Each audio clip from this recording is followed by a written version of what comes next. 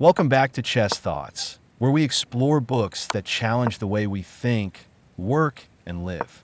I'm your host, and today we're diving into Deep Work, Rules for Focused Success in a Distracted World by Newport. If you've ever felt overwhelmed by distractions, struggled to focus on meaningful tasks, or wanted to improve your ability to produce high-quality work, this book is for you. Newport presents a compelling argument about why deep work is essential in today's economy and offers practical strategies to help us master it. Let's break it down. Remember that you can get the book through the link in the video description.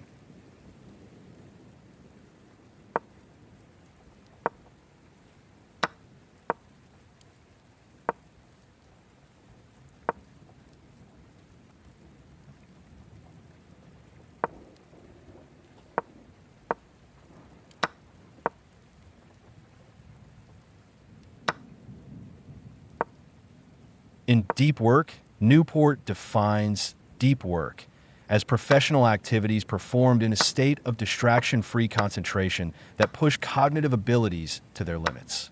This contrasts with shallow work, which includes tasks like answering emails, attending meetings, and browsing social media, activities that feel productive but don't contribute significantly to meaningful progress. The core argument of the book is simple.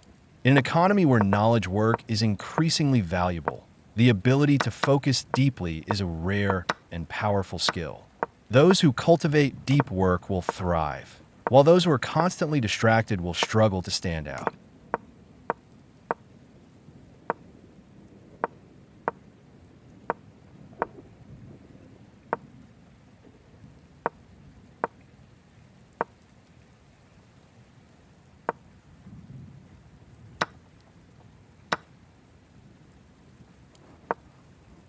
Let's dive into some key ideas.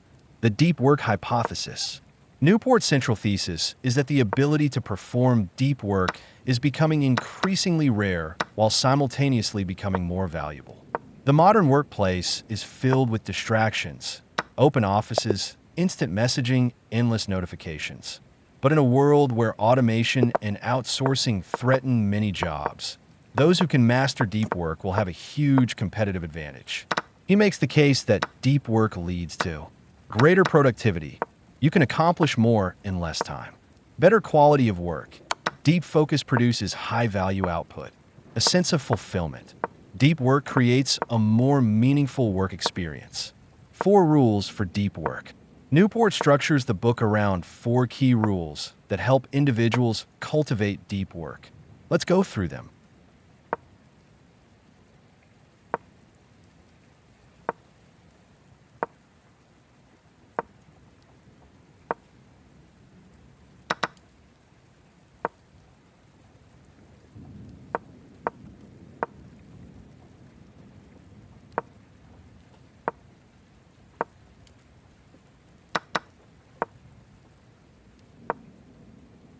Rule 1. Work deeply. This rule is about deliberately structuring your day to maximize deep work. Newport emphasizes that focus isn't something that just happens. It must be actively cultivated. He suggests strategies such as scheduling deep work sessions, blocking off specific time slots for focused work, creating rituals, developing habits and environments that promote focus, eliminating distractions, turning off notifications, using website blockers, and creating a workspace dedicated to deep work. One strategy one found particularly interesting is the 4 philosophies of deep work scheduling. Monastic, completely eliminating shallow work, rare but powerful. Bimodal, splitting time between deep and shallow work, e.g., spending a few days in deep work mode each week. Rhythmic, establishing a daily routine for deep work, e.g., 3 hours every morning. Journalistic, fitting deep work into your schedule whenever possible, requires high discipline.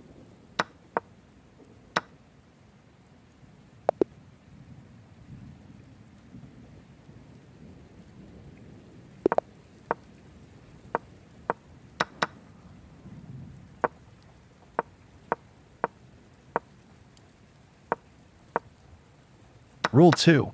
Embrace boredom. Newport argues that constantly seeking distraction weakens our ability to focus. If we're always switching between apps, checking our phones, or multitasking, we train our brains to crave stimulation. Instead, he suggests we practice being comfortable with boredom. Some strategies include taking breaks from focus, not from distraction. Set specific times for checking emails and social media instead of doing it impulsively. Practicing concentration exercises. For example, memorizing a deck of cards or solving complex problems without distraction. The key takeaway? If you don't train your brain to focus, you'll struggle to do deep work.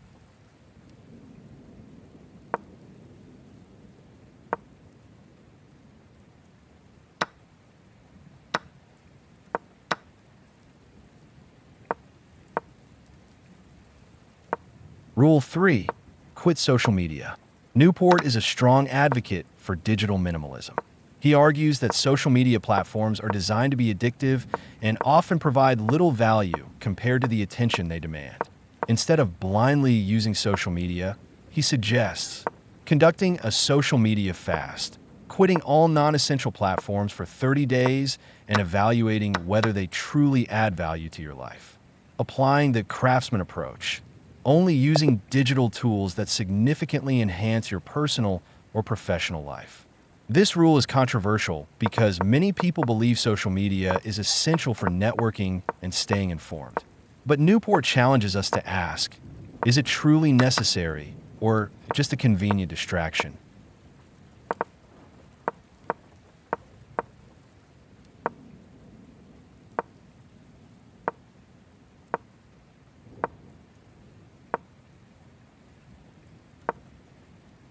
Rule 4. Drain the shallows. The final rule focuses on reducing the amount of shallow work in our lives. Shallow work includes administrative tasks, unnecessary meetings, and mindless busy work. While some shallow work is unavoidable, Newport suggests minimizing it by saying no more often, prioritizing deep work over low-value tasks, scheduling every minute of your day, using time blocking to allocate focus to meaningful work, setting strict work hours. Limiting work to a fixed schedule forces efficiency and discourages wasted time.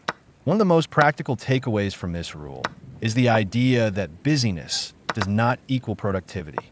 Many people mistake being constantly busy for being effective, but real success comes from focused, meaningful work.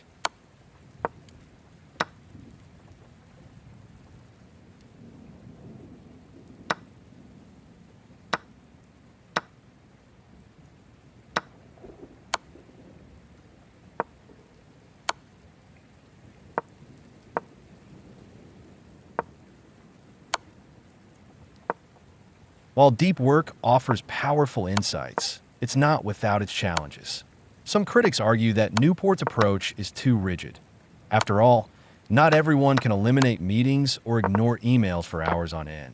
Others point out that deep work may not be practical in all careers, especially those that require constant communication. That being said, the book's core message is invaluable. Distraction is costly, and the ability to focus deeply is a superpower. Even if you can't implement all of Newport's strategies, adopting just a few can drastically improve your productivity and satisfaction.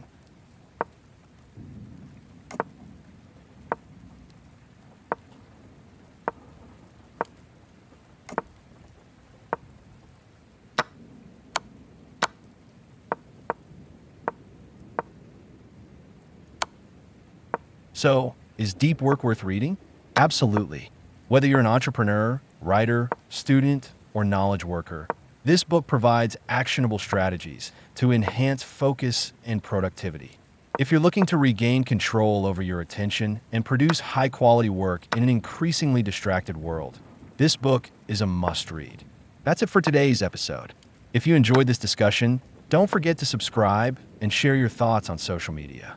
How you practice deep work in your daily life. Let's continue the conversation. Until next time, keep reading, keep thinking, and stay curious.